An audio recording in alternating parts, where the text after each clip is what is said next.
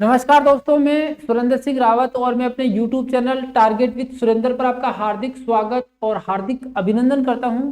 दोस्तों, बहुत सारे विद्यार्थियों के ये कमेंट आ रहे थे कि एक वीडियो जो है एसएसटी विषय रीट मेन एग्जाम के लिए बनाया जाए। इस वीडियो को बिल्कुल भी स्किप मत करना, बहुत ही शॉर्ट और बहुत ही जानकारीपूर्ण ये वीडियो है। और इस वीडियो में मैं आपको कुछ टिप्स देना चाहूँगा, बस उस टिप्स पे चलना। जैसे एसएसटी के जो विद्यार्थी है रीट मेन एग्जाम के लिए, उनके लिए मेरा टिप्स ये रहेगा। जैसे एसएसटी का सिलेबस अगर ऐसे देखा जाए तो बहुत बड़ा है। जैसे आपके पहले ही यूनिट में दे रखा है सिंधु घाटी सभ्यता, उसके बाद में वैदिक संस्कृति, फिर जैन धर्म, बौद्ध धर्म और महाजनपद काल। मैं केवल इस एक यूनिट के माध्यम से पूरे सिलेबस को किस तरह से क्विक रिवीजन करना है ये समझाऊंगा। उसके बाद में उसी तरह से आप पूरे सिलेबस को क्विक रिवीजन करेंगे। तो इस वीडियो को शुरू करते हैं।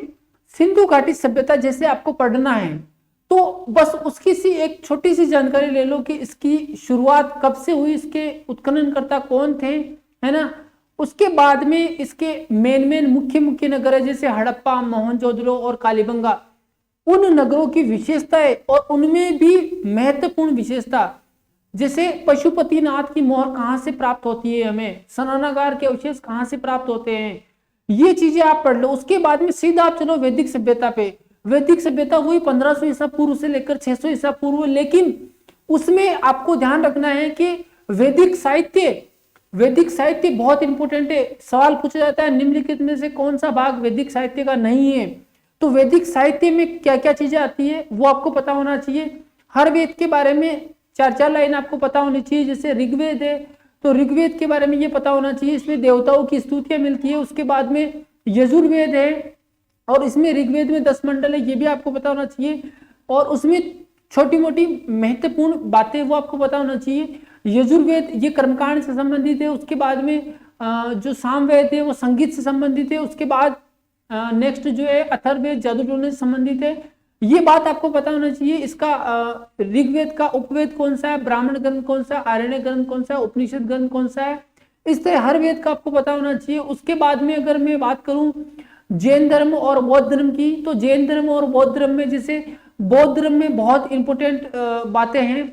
जैसे महात्मा बुद्ध के बारे में, जैसे 4 आर्य सत्य हुए, है ना। इसके अलावा वैद धर्म में सॉरी उसमें जाओगे आप जैन धर्म में, तो जैन धर्म में आप देखोगे तो त्रिरत्न है, बहुत इंपॉर्टेंट है।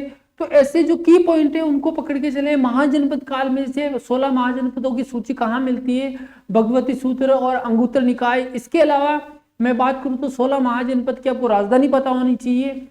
इसके अलावा अगर मैं बात करूं तो आपको ध्यान रखना है जो बौद्ध साहित्य है वो भी बहुत इंपॉर्टेंट है। बौद्ध साहित्य से सवाल हर बार आता है, कई बार पूछा गया है। थेरी गाथा किसका भाग है, थेरी गाथा, है ना। जैसे बौद्ध साहित्य की अगर मैं बात करूं तो बौद्ध साहित्य जो है वो काफी लंबा चौड़ा है, लेकिन बौद्ध साहित्य जो मेन उसके 3 पार्ट है वो आपको पता होना चाहिए। इसी प्रकार मौर्य काल में अशोक और मौर्य प्रशासन के बारे में पता होना चाहिए। गुप्त काल में समुद्रगुप्त के बारे में विशेषकर आपको पता होना चाहिए। इसी प्रकार आगे चले तो मुगल काल में, है ना, मुगल काल में जो आपके बाबर से लेकर औरंगजेब तक मुख्य जो राजा हुए उनकी मुख्य विशेषताएं, फिर मुगल प्रशासन, इनके बारे में आपको बहुत अच्छे से पता होना चाहिए। इसी प्रकार आप पूरे सिलेबस को कवर करें और ओल्ड क्वेश्चन के आधार पर ये चीजें मैं बता रहा हूँ। जैसे राष्ट्रपति है तो राष्ट्रपति में महाभियोग की प्रक्रिया का पूरा पता होना चाहिए। राष्ट्रपति का निर्वाचन कैसे होता है वो आपको पता होना चाहिए। निर्वाचक मंडल में कौन कौन सदस्य होते हैं वो पता होना चाहिए। इसी प्रकार जो है जो उच्च न्यायालय के मुख्य न्यायाधीश होते हैं उनकी नियुक्ति कौन करता है, उनको हटा कौन सकता है।